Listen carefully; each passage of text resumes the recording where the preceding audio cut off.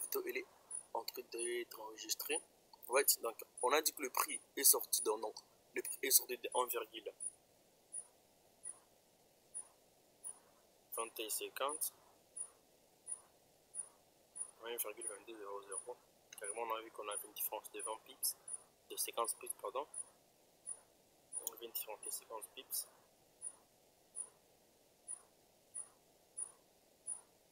On avait une différence de 50 pips, donc carrément, vous pouvez voir.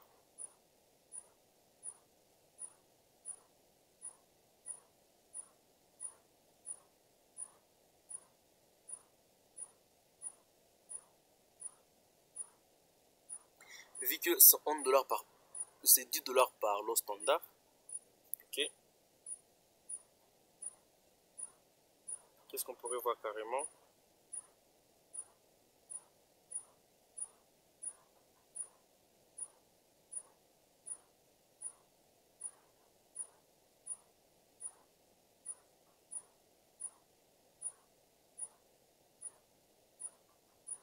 Avec l'autre 0,04.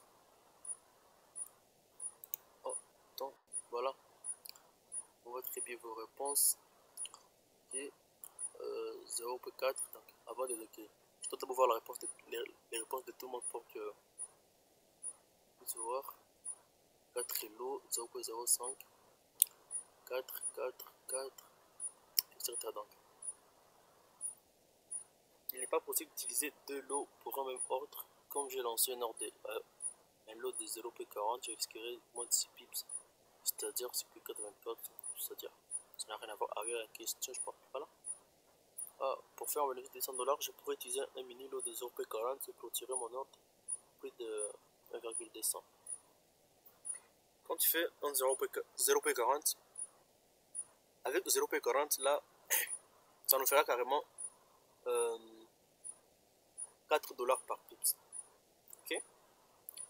Parce qu'avec l'eau de 0,0, avec l'eau de 0,10, c'est 1 dollar par pips. Donc 0,40 c'est 4 dollars par pips. Alors, vu que c'est 50 pips, ça va faire carrément 200. Donc le lot à utiliser, ce n'est pas un lot de 4, c'est carrément un lot de 0,4. Donc tous ceux qui ont répondu à la deuxième question, qui est un lot de 4, ils ont complètement échoué. Ils ont complètement échoué. C'est 50 pips. Right? C'est 50 pips à faire. Et quand c'est 50 pips à faire, si vous prenez un lot, si vous prenez un lot de 4, lot de 4, c'est 40 dollars par pips.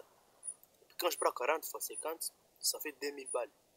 Ça fait 2000. Carrément, il fallait diviser ça là pour prendre un lot de 0,4.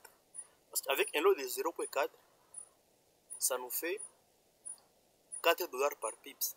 Parce que 0,1, c'est 10 dollars par pips. Donc, la vraie réponse à la troisième question, c'est là où beaucoup ont échoué. Voilà. Celui-ci a échoué. Terrain Cap, Loire a aussi échoué. Driss, voilà. Donc en vrai, j'espère que vous comprenez au fait de maintenant comment on peut calculer cela. Dit que c'était un 50 pips, il fallait prendre un lot de 0,0, un lot de 0,4. Okay? On ne calcule pas ça, on calcule pas ça comme ça. On calcule pas ça comme ça. Donc un lot égal à 10 dollars par pips. Alors pour atteindre 200 dollars, on aura besoin de 200 divisé par 50. Non. Bon, à moins que tes calculs sont fausses. Quand on prend, si un lot égal à 10 dollars par pips, cela veut dire que 4 lots qui étudient ici, c'est 40 dollars par pips.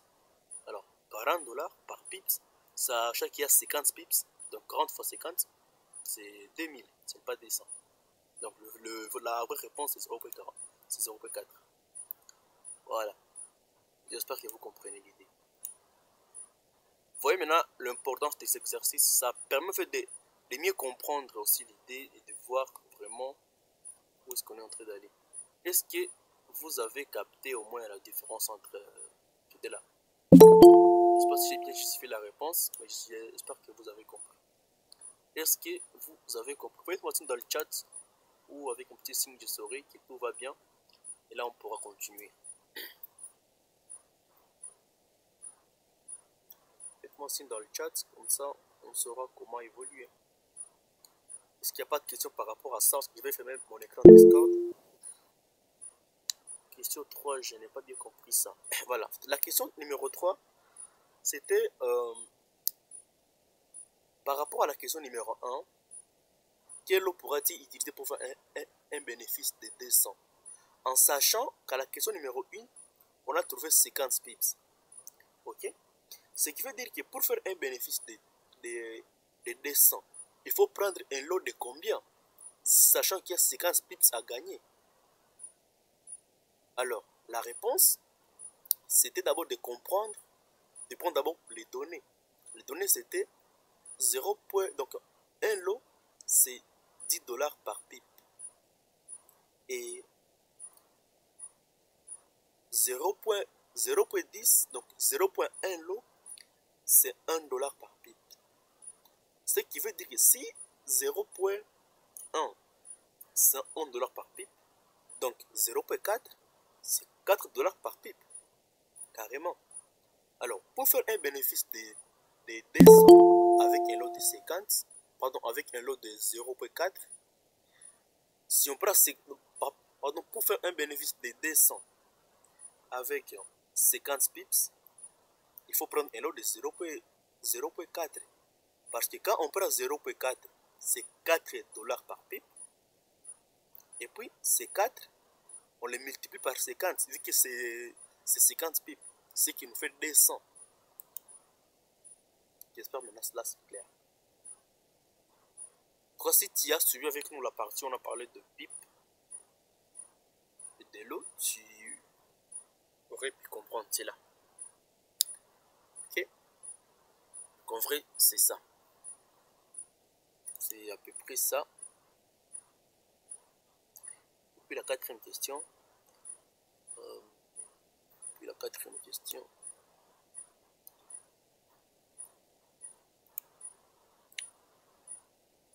C'est en rapport avec quel lot pourra être utilisé pour limiter ta perte à 25 dollars. Maintenant, pour limiter sa perte à 25 dollars, qu'est-ce qu'il faut faire? Ok? Sachant qu'il y a aussi 50 pips. Donc, au cas où le prix n'est pas parti dans ton sens, ok? Il y a 50 pips et tu veux limiter ta perte uniquement à 25 dollars. Les réponses. Comment j'ai qui essaie de joindre?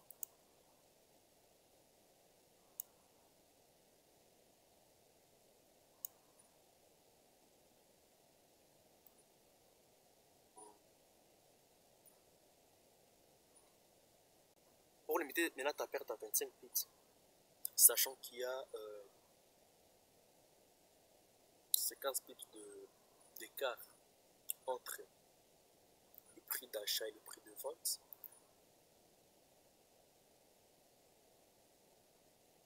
ou le prix d'entrée le prix d'entrée et les prix de clôture,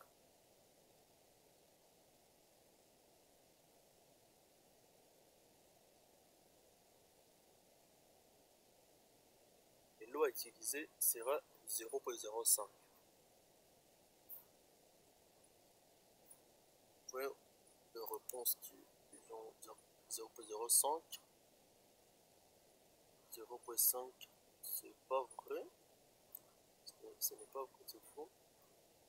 0.5, non.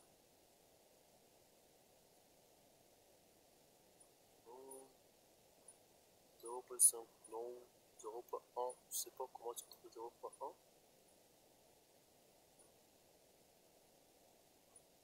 Donc 0.5 de l'eau sera même ordre. Comme j'ai lancé un ordre avec un lot de 0.40, ce qui aurait moins de 6 pips. Là on parle de 50 pips. Ah, je vois que tu n'as pas bien compris. La vraie, donc vous avez tous échoué ici. Surtout la chose de quoi. Donc Keren, c'est la seule qui a réussi. C'est moi 0.5. Voilà, 0.5, non, c'est faux. 0.05, celui-ci aussi a réussi. Donc maintenant, comment j'ai trouvé les 0.05? En vrai, ce qu'il faut comprendre là, c'est que il y a 50 pips. Ok? il y a 50 pips et je vais limiter ma perte uniquement à 25 $. En sachant que 0,1 pips, pardon, 0,01 pips, pardon, 0,01 lot, c'est 1 $. Donc, pardon, c'est 0,10 $ par pip. Je pense que c'est ça. Ok. 0,01 lot, c'est 0,10 $ par pips. Donc, il faut peut-être que je partage la calculatrice. Parce que quand on voit, quand les yeux regardent, le cerveau capte beaucoup plus rapidement. Parce que là, on a fini avec ça.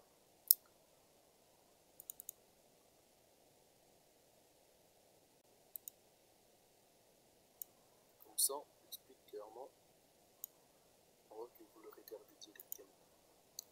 Le but, c'est de comprendre comment on a trouvé cette réponse-là, 0,05, et pourquoi vous tous vous avez, et comment vous tous vous avez échoué, sauf les 2 personnes.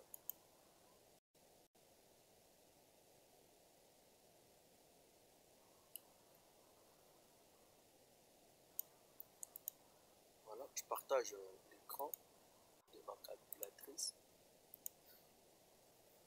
Right, j'espère que vous voyez ma calculatrice.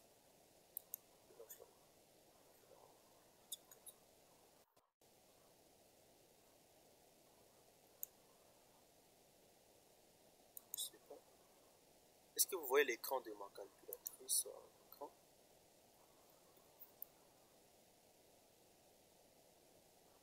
Je pense que...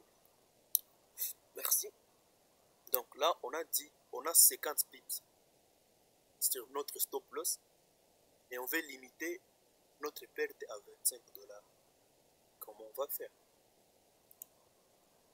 Le lot utilisé au moment, c'est un lot de 0,05. C'est ça en fait le lot que nous devons utiliser. Pourquoi? Parce que 0,01 lot, c'est 0,10 $ par pips. Donc 0,05 lot, c'est 0,50 $ par pips. C'est ça. Et puis quand on prend les 0,050, pardon, les 0,50 $ par pips, parce que les lots qu'on devait utiliser c'est 0,0.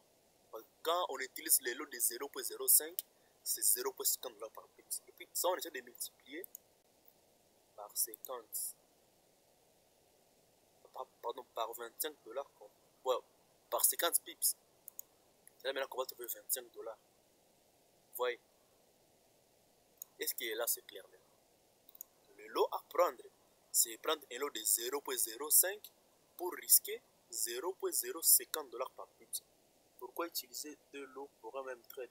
En vrai, on n'utilise pas 2 lots sur un même trade. On n'utilise pas 2 lots sur un même trade. Quand on prend en fait, la troisième question n'est pas semblable à la quatrième question. La quatrième question, on a dit par rapport à la réponse qui donc, disons par exemple que dans le pire des cas, au cas où par exemple le prix n'est pas parti dans ton sens, le prix par exemple il pensait qu'il va monter des 50 pips, mais il baisse les 50 pips. Alors, pour limiter ta perte à 25 $, quel lot peux-tu prendre? C'est ça la question en vrai. Donc on prend un seul lot. Et le lot qui est pris là-bas, c'est l'eau de 0,05. On prend un lot de 0,05 pour risquer 0,50 $ par pips. Donc chaque pips équivaut à 0,50 $. Et là, quand on prend notre 0,50 $ multiplié par 50 pips, on voit qu'on a 25 $ de perte maximum. Vous voyez? Donc c'est la mathématique qui est là. Ce qui est vrai, c'est que si vous ne comprenez pas, ce n'est pas si grave. Ça vient lentement. Ce que je vais faire seulement, c'est vous partager un outil que moi j'utilise pour calculer ça automatiquement. Donc je n'ai pas besoin de commencer j'ai pas besoin de commencer à rentrer tout ça, rentrer tous ces détails. Prendre ma calculatrice, ça prend du temps. Et puis le marché n'est pas vous entendre. Le marché il est en train d'évoluer à chaque moment. Alors, je veux partager un outil, une application mobile que j'utilise, ainsi qu'un outil web pour calculer tout ça automatiquement. Alors, on va tout droit sur mon téléphone. Mais avant, je vais d'abord vous envoyer les liens de l'application sur WhatsApp et Telegram. Le FX Calculator. Je vous envoie premièrement les liens pour que ceux qui sont même sur commencent à le télécharger. FX Calculator.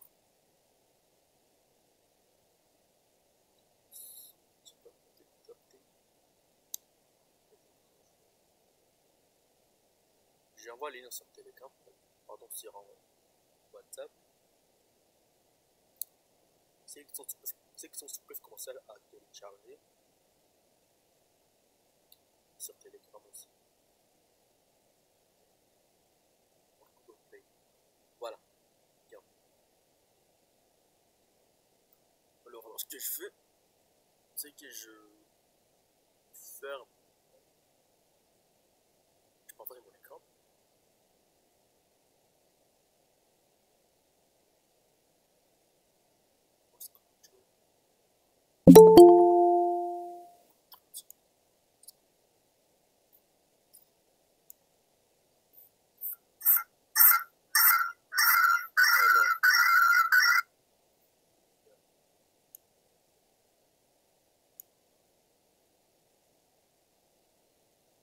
Alors, pour iOS, ça existe aussi sur Play Store. Ouais, je pense qu'il y a aussi la version pour iOS. Il faut seulement taper FX Calculator. Tu vas voir le logo. Okay? Tu vas voir le logo. Je vais te montrer ça dans mon téléphone directement. Tu vas voir le logo. Oui. Je pense qu'il y a aussi la version pour iPhone.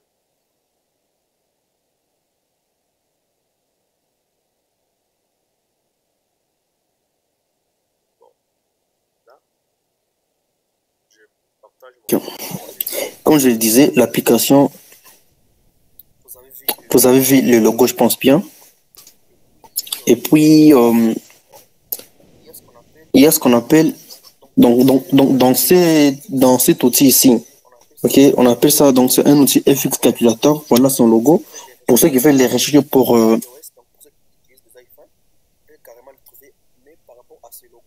iOS, donc pour ceux qui utilisent des iPhones, ils peuvent carrément le trouver, mais par rapport à ce logo-là, donc allez sur App Store et tapez FX Calculator, vous allez peut-être voir cela. Ok, référez aussi à ce logo-là parce qu'il y en a peut-être plusieurs. Et puis, cet outil, il nous montre donc, c'est un outil qui va nous aider à calculer beaucoup de trucs. Ok, donc ce sont des calculatrices en trading, si je peux dire ça comme ça. Il y en a plusieurs, il y a plusieurs outils, mais si par exemple pour ces pips, pour voir par exemple la différence des pips, comme je vous ai donné l'exercice sur Discord, on vous a dit que le prix il sort de 1,2150 à 1,2200. Moi, je n'ai pas besoin de calculer ça manuellement. Ok, je mets le price, donc le prix A ici et le prix B ici, et puis directement j'aurai la réponse ici. Donc là, il y a une différence de 50 pips. Oui, donc cet outil vous facilite les choses, mais je n'ai pas voulu vous le montrer en premier parce que c'est important de comprendre quand même comment fonctionnent ces calculs-là. Oui, donc c'était important de comprendre comment fonctionnent ces calculs-là. Maintenant que je suis rassuré que vous avez compris comment fonctionnent les calculs-là, vous pouvez maintenant commencer à utiliser cet outil. J'ai envoyé les liens sur Discord, pardon, sur Telegram, ainsi sur WhatsApp. C'est ce qui va beaucoup plus nous intéresser aussi. Il y a aussi ce qu'on appelle position size. Donc, si votre application est en français, ça sera calcul de la taille des positions. Ok, taille de position, position size. Et il fallait mieux comprendre d'abord vraiment coach, oui. Position size ici. Maintenant, ce que vous avez à faire, premièrement, c'est de choisir la devise. Ok. Si votre compte est en euros, en dollars, je ne sais pas s'il y a les francs CFA. Moi, il n'y en a pas. C'est des fois, donc il y a que les devises majeures. Ok, je choisis les ISD, dollars, ok, mon compte est en dollars. Et puis tu choisis l'instrument financier en question, là où vous voulez calculer. Si c'est sur ORD-USD, Euro-USD, etc. Bon, là, généralement, ça sera la même chose sur les Forex. Mais tenons aussi compte de... Parce que pour les indices, ça ne sera pas la même chose. Oui. Pour ces indices ici, voyez les CAC 40 pour la France, les DAX 30, ici, il y a les Dow Jones pour les États-Unis, etc. Donc, bref, on parlera aussi de tout ça après. Donc, les indices boursiers. Mais bref, on ne s'éloigne pas du but. On veut par exemple choisir pour EURUSD. Et là, ici, on va vous demander la taille de votre compte. Si par exemple la taille de votre compte, vous avez, disons, 100 balles, bon, disons 1000 balles dans le compte. Et si on va vous demander quel est le montant que vous voulez risquer. Ok. Vous voyez, bon, retournons d'abord ici à la taille du compte. Vous voyez, on écrit c'est optionnel. Pourquoi optionnel? Parce que souvenez-vous, je vous ai dit que la taille du compte ne compte pas quand on calcule les risques. Donc, pardon, par rapport aux pips, ok? Mais la taille du compte est très importante au cas où on veut calculer les risques. Parce que celui qui risque 10 balles dans un compte de 1000 et celui qui risque 1 et, pardon, et celui qui risque 10 dans un compte de 1000 aussi, ça ne sera pas la même chose. Ça ne sera pas la même chose. Vous voyez, celui qui a 100, 10 lui fera 10%, mais celui qui a 1000, 10 lui fera que 1%. Vous voyez la différence. Mais côté PIPS, côté l'eau, ça avancera de la même façon. On va comprendre ça qu'on va parler surtout de l'effet de levier. Donc, ici, maintenant, il faut te demander les montants que tu veux risquer. Disons que je te dis, bon, pour mon compte de 1000, je ne vais risquer que 10. Et là, maintenant, on te dit, entre ton taille de TP et ton taille de stop loss, donc entre ton prix d'entrée et ton stop loss, il y a combien de pips? Ok? On n'a pas encore parlé normalement de stop loss, donc c'est aller rapidement, mais on va en parler justement aujourd'hui. Ok, disons, il y a 10 pips. Directement, vous voyez ici en bas, directement, il y a les résultats. Ok, on te dit, ok, ici, il y a la taille de la position. La taille de la position, ça sera 10 000 unités. Bon, ce n'est pas très important. Il y a maintenant les risques. On te dit que les 10% là-bas, c'est 1%. C'est 1% de ton 1000. Ok? Et il y a maintenant les lots que tu vas utiliser. Donc, déjà, on te montre directement les lots que tu vas utiliser pour risquer que 10 dollars en ayant 10 pips de stop loss. Right? Donc, c'est le plus important. Il faut voir les lots standards. Et ça, c'est les mini au cas où tu. Bon, là. Mais le plus important à voir, c'est les lots standards ici, 0,10. Donc, en vrai, c'est vrai, il y a plusieurs outils, mais je ne vais pas vous compliquer en un premier temps. Ce sont les deux outils les plus importants d'abord pour l'instant. Okay? Cette différence des pips et également la calcul de la taille de la position. Ok, j'espère que vous avez compris. On passe à autre chose. Est-ce qu'il y a des questions?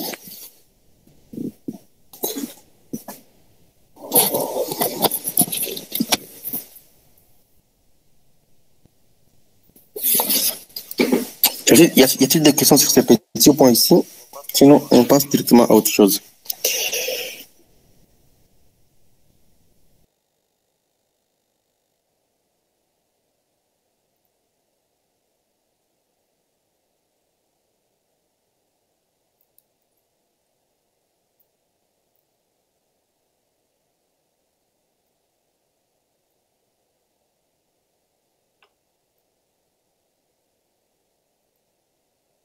Donc, voilà.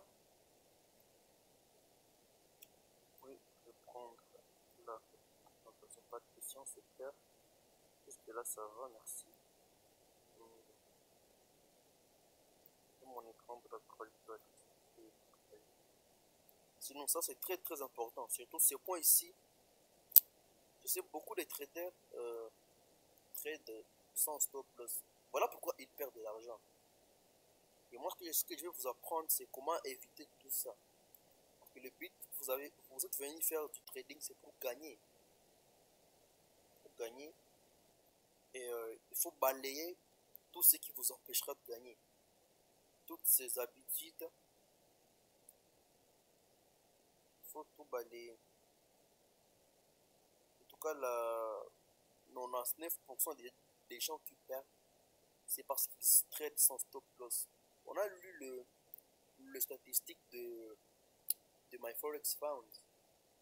Quand ils ont donné leurs statistiques, c'était grave. Quand ils ont dit que la plupart des traders qui perdent sont ceux-là qui traitent sans stop loss. Donc c'était les points communs qu'ils trouvaient chez tous les traders qui perdaient. Et quand on voit ces chiffres-là, vous dites ok, donc pour gagner, il faut seulement faire le contraire. Il faut faire le contraire.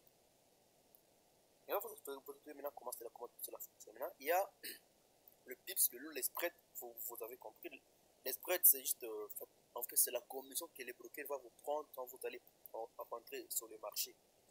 On l'a expliqué la dernière fois. Maintenant, il y a l'effet de levier marche. L'effet de levier, c'est un mécanisme permettant aux traders de prendre des positions buy ou sell nettement supérieures au fonds dont ils possèdent. Ce qui fait dire quoi? En d'autres termes, c'est l'argent qui va te prêter ton courtier, ton broker. Donc tu peux avoir un compte de 1000, mais ton broker peut te prêter de l'argent. Tu traites jusqu'à comme si tu as un compte de 10 000. Vous voyez? Quand on parle de ça, en vrai, le risque il est où? C'est pas que le broker en question, il va te donner de l'argent en question. Donc il va seulement te permettre de... Donc il va seulement augmenter ton pouvoir de prendre des trades. Donc en vrai c'est quoi? Il y a le fait de levier 1 pour 1, 1 pour 5, 1 pour 10, 1 pour 100, 1 pour 1000, comme je l'ai écrit là-bas. Disons tu déposes dans ton compte tu déposes dans ton compte, disons 100 balles. Le fait de levier qui est beaucoup plus grand, c'est un très grand danger. Donc en vrai, l'effet de levier, c'est quoi? Comme vous l'avez compris, en bref, c'est l'argent que ton broker va te prêter pour te permettre de prendre beaucoup plus de... Donc, de prendre des positions plus que ton investissement de départ, donc plus que l'argent qui est dans ton compte. Parce que quand tu as un effet de levier, par exemple de 1 pour 10, parce que quand tu crées un compte de trading, on te montre l'effet de levier, donc tu choisis. Donc la plupart des brokers te permettent de choisir l'effet de levier que tu veux. L'effet de levier, c'est, on appelle ça aussi effet multiplicateur. Si tu as déposé dans ton compte par exemple 100 et que tu utilises un effet de levier de 1%, okay, c'est-à-dire que chaque dollar dans ton compte sera multiplié par 100. Donc on prend les 100 par 100, 100 multiplié par 100, ça en fait carrément 10 000. Je ne sais pas si j'ai calculé ça. 10 000, ça fait carrément 10 000. Donc tu as un compte de 100, mais tu trades, donc tu ouvres le lot comme si tu as un compte de 10 000. Ok? Si tu as un compte de 100 par exemple, si tu as un compte de 100 dollars et que tu utilises donc tu n'utilises pas d'effet de levier, donc tu as un effet de levier de 1 pour 1. Parfois tu peux prendre un grand lot, comme par exemple un lot de D, un lot de 5, un lot de 10. On va te dire que tu n'as pas de marge. Tu vois? Donc le fait de levier, en vrai, en bref, il te permet de prendre un lot qui est plus grand. Voilà.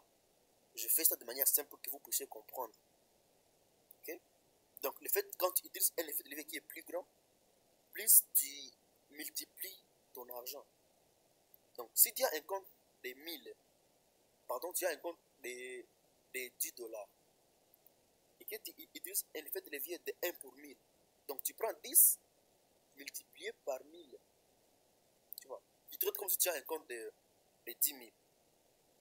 Donc celui qui a un compte de 10 dollars avec un effet de levier de 1 pour 1000 et celui qui a un compte de 100 dollars avec un effet de levier de 1%, ils ont presque le même pouvoir d'achat.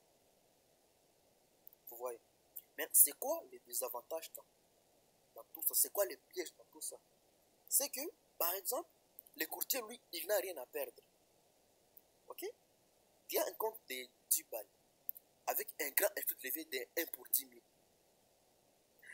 Avec l'effet de levier de 1 pour 1000, par exemple. Là, c'est-à-dire qu'on multiplie chaque dollar de ton compte par 1000. Donc, on prend 10 dollars que tu as dans ton compte fois effet de levier de 1000, ça fait 10 000.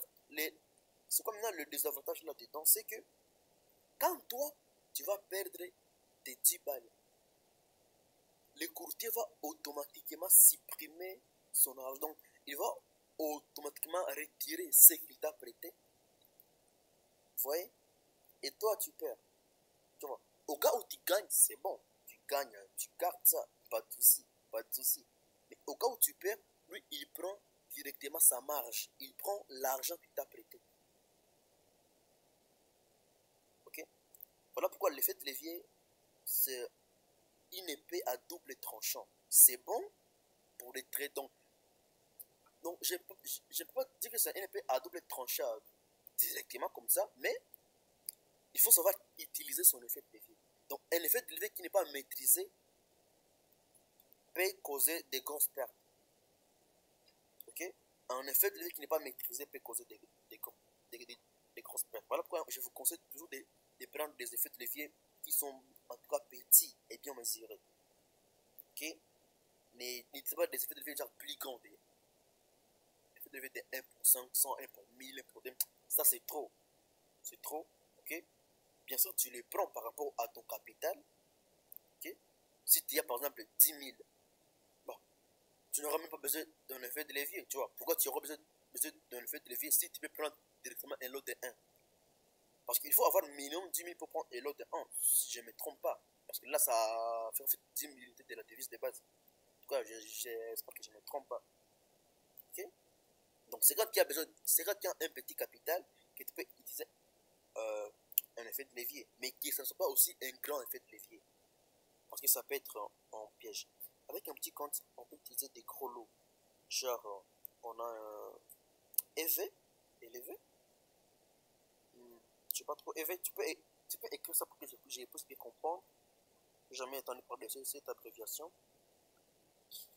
Avec un petit compte, on peut utiliser des gros lots. Oui, si tu as un grand effet de levier, bien sûr. Mais sachez que plus tu prends des gros lots, ça veut dire que le dollar par pips aussi augmentera. Vous voyez? Celui qui prend un lot de 0,01, oui, quand on a un effet de levier élevé, ça nous permet en fait de prendre des lots plus élevés. C'est ça même que j'ai dit en définition. L'effet de levier, c'est l'argent qui va te prêter ton broker pour te permettre de prendre des gros lots. Voilà. Ça, c'est la définition la plus simple que je vais te donner pour bien comprendre. Plus tu as même avec un petit compte, mais quand tu as un grand effet de levier, tu peux prendre des trades beaucoup plus élevés par rapport à ton compte là que par rapport à l'effet de levier, bien sûr. Tu vois. Mais sachez que quand tu prends des gros lots, cela veut dire que le marché évoluera rapidement. Et toi, quand tu as par exemple un compte de 10 dollars avec un effet de levier de 1 pour 1000, tu peux prendre même un lot de 1, tu vois. Mais qu'est-ce qui va se passer? D'ailleurs, même je ne sais même pas si ça peut passer avec un lot de 1, compte de 10 000, oui, ça peut passer. Mais peut-être même seulement le commission ou le spread vont directement te mettre dehors. Parce que quand le prix va bouger seulement de 1 pips, toi tu vas payer déjà 10 dollars. Et tu en as que 10 dans ton compte.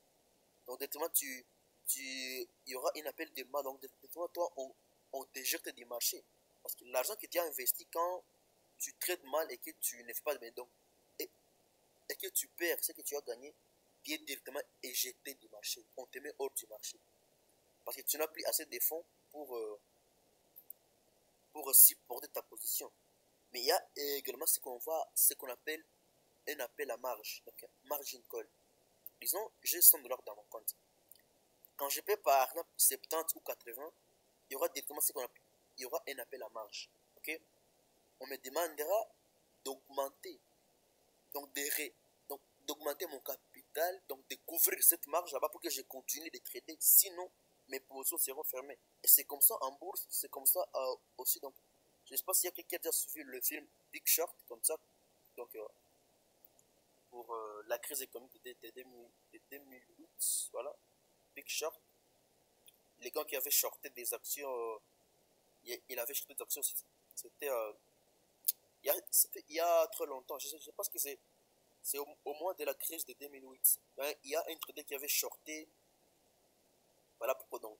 Si vous n'avez jamais regardé ce film-là, en fait, c'est un film pour trader. C'est un très beau film. Ça va permettre de comprendre aussi comment fonctionnent les marchés financiers. Ok? Donc il y a en tout cas la marge qui est là. Il y a les margin call. Ok? L'appel à marge.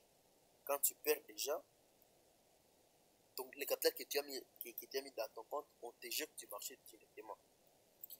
Voilà.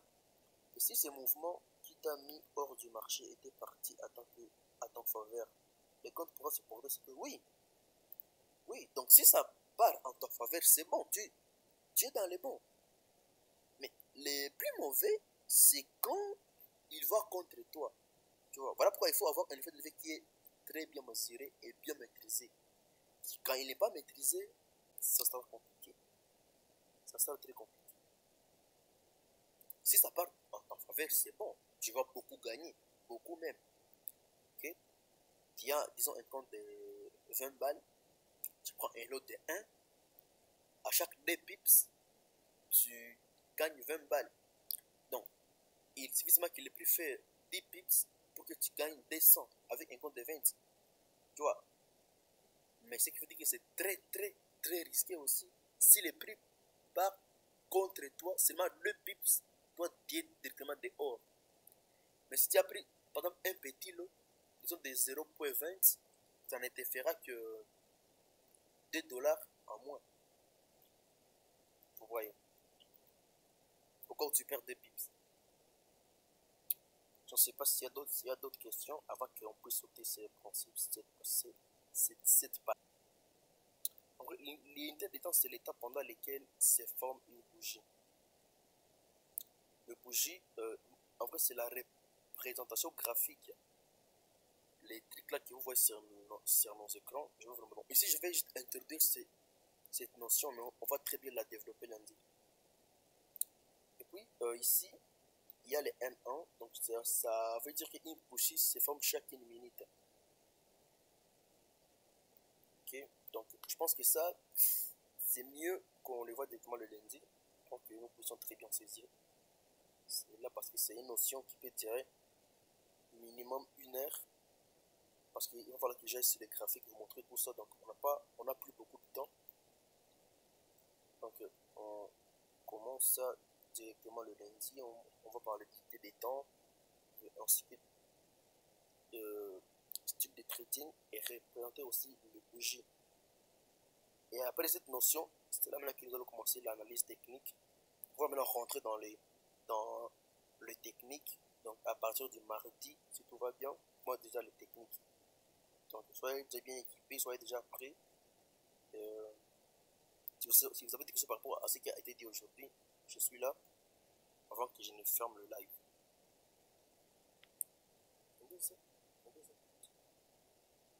Ah, il y a encore du temps. Voyons. Encore du temps. Il est devant 2 heures. Bon, je pense qu'on peut entamer cette notion ici. Vraiment, c'est mon heure qui était peu avancée. Ouais.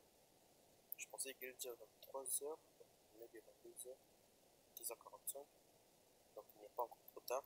Bon, entamons directement cette notion ici pour vous aussi en fait gagner du temps.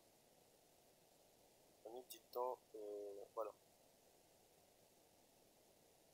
En vrai, une idée des temps, comme d'habitude, je vais vous parler sur le téléphone ici. Je me rends compte que beaucoup de gens utilisent des téléphones plutôt que des ordinateurs. Donc avec ça, tu peux faire.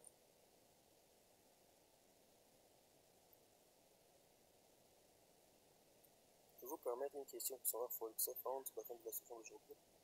En vrai, pour des questions concernant Foxafan, on n'est pas encore à ce niveau-là, donc je pense que c'est mieux. Si par rapport à ça, tu vas me demander en inbox, hein, en privé, parce que, voilà, pour l'instant, ça n'a rien à voir avec les cours, donc pas besoin d'en parler en cours. Voilà.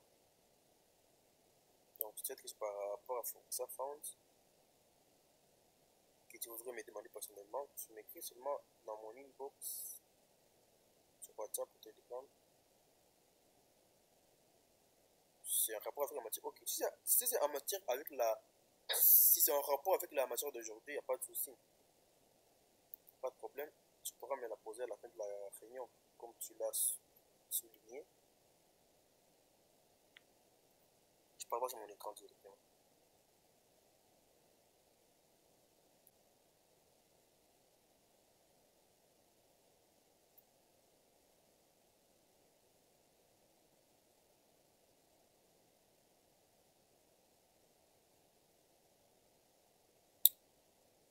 Voilà. Vous voyez maintenant ici, ce truc ici que nous voyons, c'est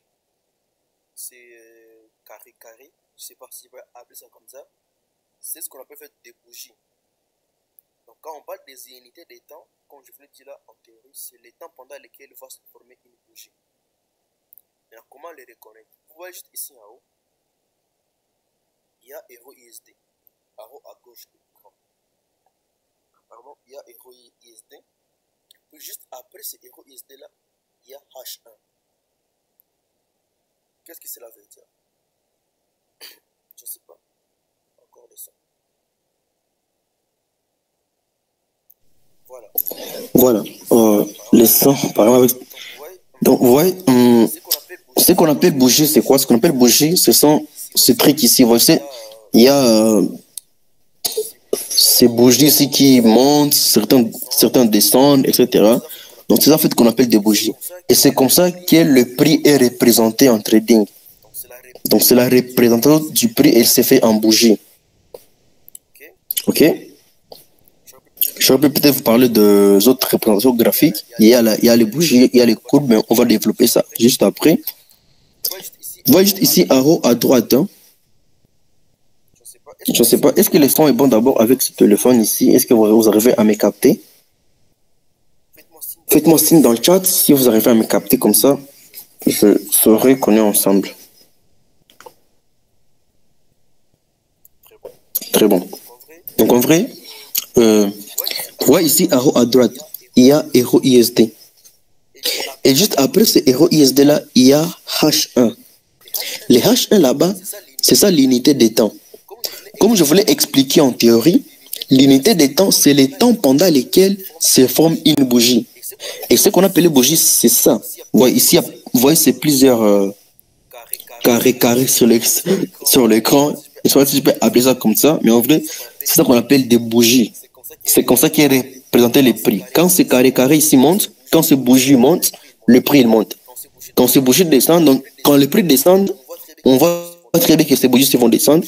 Quand les bougies montent, quand les prix montent, ces bougies vont monter. Ok? Si on voit que et c'est souvent représenté en deux couleurs. Bon, ça on va développer. On va développer les affaires de chandeliers japonais, donc des bougies après. Mais ici, c'est qu'on peut seulement comprendre c'est quoi? C'est l'unité des temps. L'unité des temps, c'est quoi? C'est l'état pendant lequel se forme une bougie. Ici, comme c'est écrit H1, cela veut dire que c'est une heure. Donc ici, chaque bougie se forme chaque une heure. Ok? Chaque bougie se forme chaque une heure. Chaque une heure, chaque une heure, chaque une heure. Donc, quand il est 11 heures, juste, cette bougie se clôture, il ouvre directement un autre. Quand il sera 12 heures juste, l'autre est là, ferme, et il ouvre un autre. Quand il sera 13 heures juste, 14 heures juste, 15, etc., etc. Maintenant, il y a beaucoup d'unités de temps. Il n'y a pas que H1. H1, c'est une heure. Donc, chaque bougie se forme chaque une heure. Maintenant, quand vous tapez sur l'écran, donc quand vous êtes dans votre compte MT5, vous tapez seulement sur l'écran ici, sur le bougie, seulement une seule tape, tac, ou vous verrez qu'il y a une petite fenêtre qui va apparaître ici. Il y a des M1, M5, M15, M30, H1, H4, D1, W1, MN. Ça veut dire quoi? En vrai, ça, ce sont les unités de temps. Je peux switcher, donc je peux basculer d'une unité de temps à une autre unité de temps. Donc là, je suis en H1, je peux rentrer à M1. Vous voyez bien, même là-bas en haut, ça va changer. Vous voyez, Hero ISD M1. Ici, M1 veut dire quoi? M1 veut dire que chaque bougie se forme chaque une minute. Ici, ça ne bouge pas parce que le marché du Forex, en vrai, il ferme le vendredi soir. Je vais oublier de vous le signaler. Les marchés du Forex, ce n'est pas comme les marchés des indices synthétiques, là, de dérives.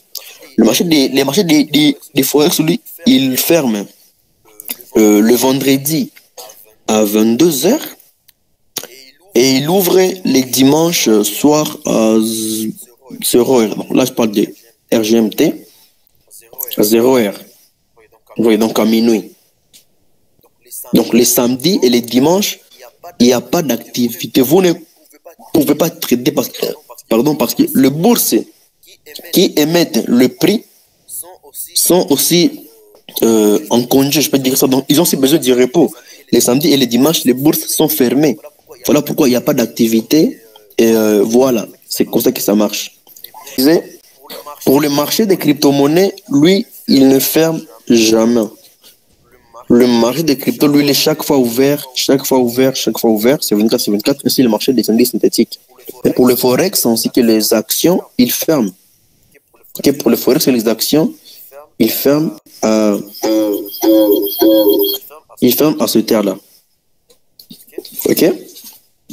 Donc, si le prix ne bouge pas, s'il ne change pas, c'est parce que le marché du Forex, donc la bourse américaine, parce qu'il y a 3 bourses, il y a la bourse américaine, okay, on appelle ça la bourse de New York, il y a la bourse, donc c'est en fait les grandes bourses, la bourse de New York, qui gère souvent le dollar, etc. Il y a aussi la bourse européenne, qui est pour l'euro, et il y a également la bourse de Japon pour les yens. Donc, ce sont les 3 grandes bourses, ainsi que les 3 grandes sessions aussi, okay, qui émettent le prix. Okay. Bien qu'il y a d'autres petites bourses là-dedans, mais ce sont le plus majeur en fait. Ok. Donc ici, retournons maintenant à non. Donc j'ai fait la parenthèse. Quand on est en M1, c'est-à-dire que chaque bougie se forme chaque une minute. Donc quand il est, disons, 22h55, cette bougie se clôture, il donne place à une autre. Etc. etc. etc. Vous voyez. Donc là, chaque une minute. Et également, si je bascule aussi à un M5, c'est chaque 5 minutes. M15, chaque 15 minutes. Donc ici, chaque bougie que vous voyez, chaque tige, ok, représente 15 minutes. Ok. Et quand je vais en M30, chaque tige représente 30 minutes. Ce qui veut dire quoi? Ce qui veut dire qu'une bougie de 1 heure représente 2 bougies de M30. Logique. Parce qu'une minute, donc 1 heure compte 60 minutes. Et quand c'est une bougie de 30 minutes, cela veut dire que ça forme. Donc une seule bougie en 1 heure forme 2 bougies en M15. Pardon, en M30 et 4 bougies en M15. Parce que 15 fois 4, ça fait carrément 1 heure. Ça fait carrément 1 heure. Donc, vous voyez la mathématique qui est aussi derrière là-bas. Mais il y a également un H4, donc 4 heures de temps. Ici, chaque bougie représente 4 heures du temps. Donc, dans cette même bougie ici, cette unique bougie ici, peut rentrer 4 bougies 1 heure. Parce que là, on est en 4 heures. Vous voyez la mathématique est derrière là-bas. C'est très simple. Et j'espère que vous comprenez. Mais également, il y a daily. Daily, c'est une journée. Donc ici, chaque bougie représente une seule journée. Vous voyez, ça c'est la bougie du 9 juin. Ça, c'est la bougie du 8 juin. Regardez ici en bas. Ça, c'est la bougie du 7 juin. 6 juin, 5 juin, 4 juin, 2 juin, 4 juin, 2 juin, voilà. 2 juin parce que les samedis, comme je vous l'ai dit, les samedis et les dimanches, le marché ne sont pas ouverts.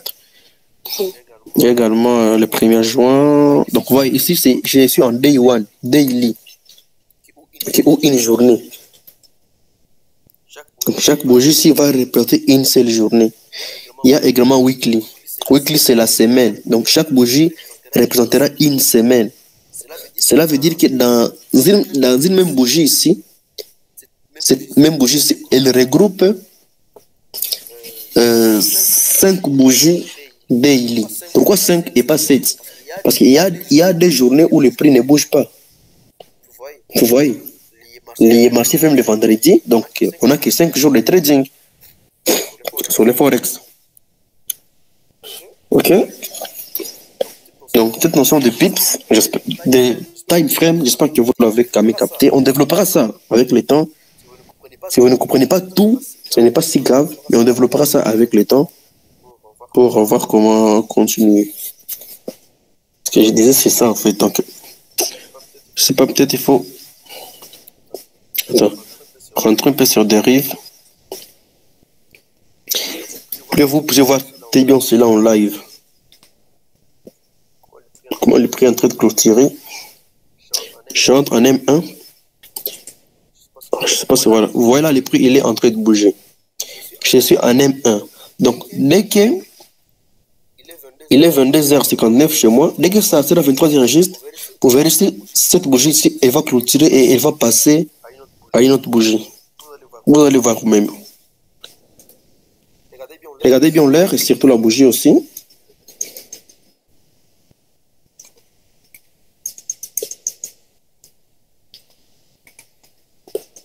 Là, c'est une bougie qui est haussière, puis qui est en train de monter.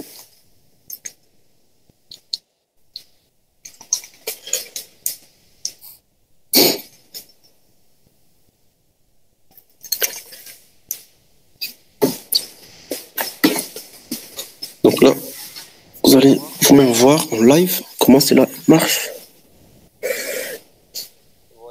Vous voyez? Regardez bien, vous voyez. Il est 23h juste. La bougie, elle passe. Donc dès que ce sera 23h01, cette bougie-là qui est en train de bouger là-bas, elle va aussi fermer et donner place à une autre bougie. Faites-moi signe dans le chat si vous voyez ce que je veux dire. Faites-moi signe dans le chat si vous voyez ce que je veux dire. Correct. Donc en vrai, ce n'est pas si compliqué. Moi, je veux que vous puissiez comprendre réellement ce que j'explique. C'est mon objectif. Je ne veux pas perdre un mois ou quelques semaines de mon temps à expliquer aux gens et après, il n'y a personne qui comprend. Vous voyez, ça serait très dommage. Donc voilà pourquoi j'ai fait tout ce qui est dans mon possible pour que vous puissiez très bien comprendre tout ça. Et là, si je vais en M5, je sais pas, peut-être là, voilà, peut-être à 22h05, voilà, à 22h05, à 23h05, cette bougie-ci, elle va clôturer et donner place à une autre bougie qui va clôturer à 22h10. Dès que la bougie de 22h10 va clôturer à 22h15, pardon, à 23h15. Dès que la bougie de 23h15 va clôturer à 23h20. Donc chaque 5 minutes, 5 minutes, 5. Pourquoi? Parce que je suis en M5. Voilà en haut, M5. En M15, c'est chaque 15 minutes. En M30, chaque 30 minutes, etc. etc. Donc aujourd'hui, je pense que on va d'abord s'arrêter par là. C'est déjà beaucoup. Et allez voir tout ça, allez voir le fait de levier,